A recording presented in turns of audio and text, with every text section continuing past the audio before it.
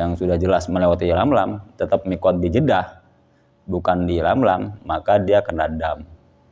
Kena sanksi harus membayar kambing 1 ekor.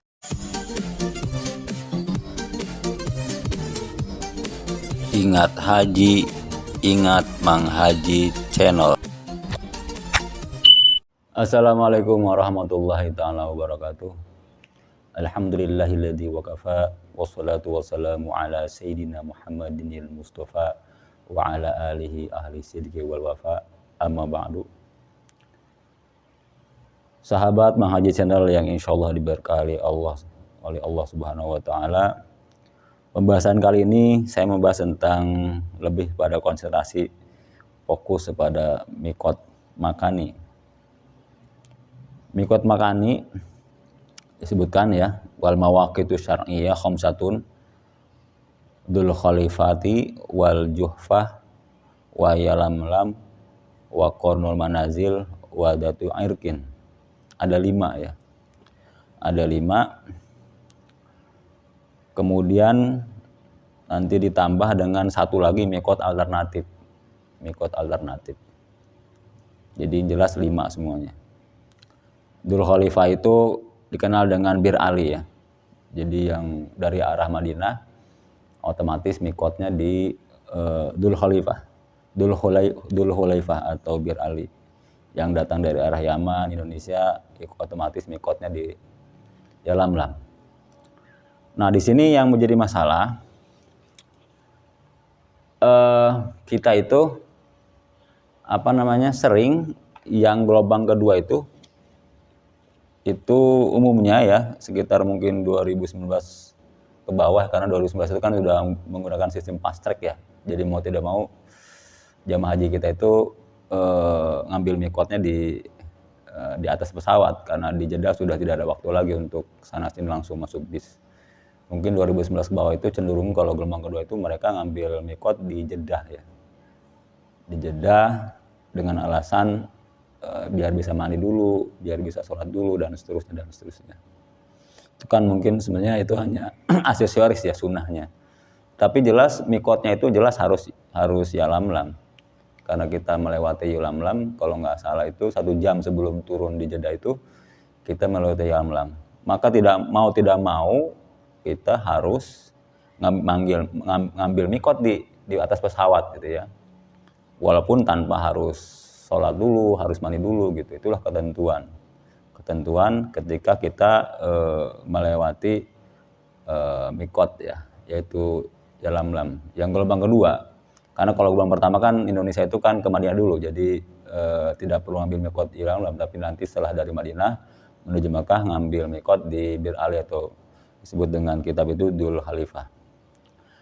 Nah, lalu bagaimana kok orang-orang itu ngambil mikot di Jeddah gitu. Jadi ini cerita jadul, cerita zaman dulu. Yang dulu itu tahun 70-an ke bawah. Itu jamaah haji Indonesia itu menggunakan kapal laut. Dan rute kapal laut tidak sama dengan rute kapal udara. Ya mungkin Jeddah itu kan daerah yang cukup luas ya. Jeddah itu bandara udaranya di mana, bandara lautnya di mana, bukan daerah kecil, luas sekali Jeddah itu. Dan waktu itu ketika zaman menggunakan perahu itu tidak sama sekali tidak melewati link 5 tadi ya. Tidak melewati Yalamlam, Dzul Khalifah, Dzul Qarn dan seterusnya.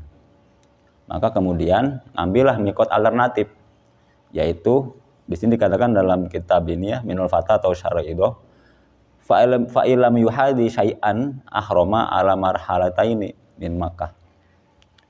Jadi kalau tidak melewati salah satu dari 5 tadi, sama sekali nggak melewati, itu salah satunya, maka dia berihram atau niat ihram dengan jarak 2 marhalah atau jarak jamak qasar ya.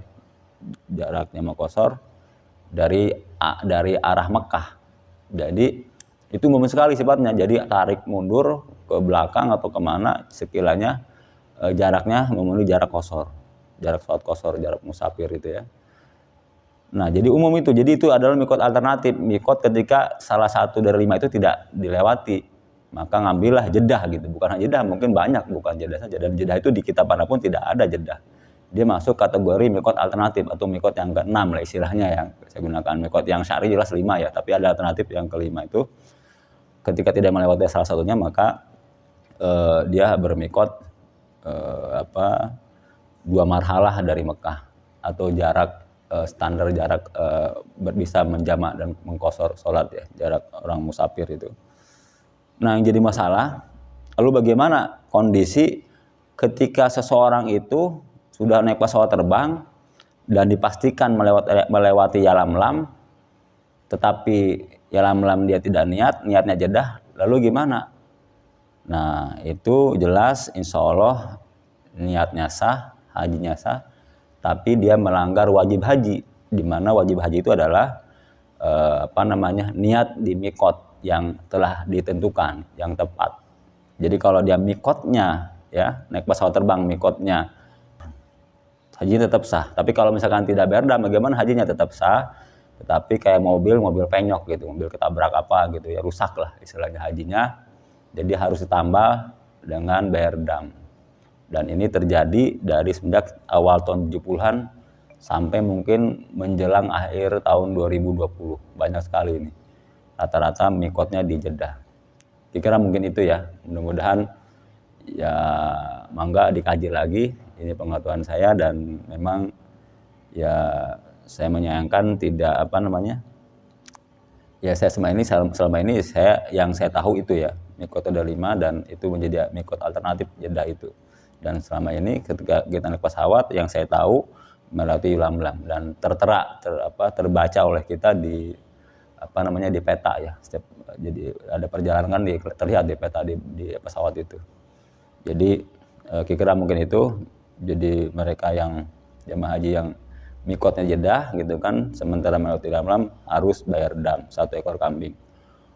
Kritik dan saran mangga silahkan disampaikan, dilengkapi, ya, disempurnakan lah apa yang saya katakan sampaikan ini, mudah-mudahan ada manfaatnya.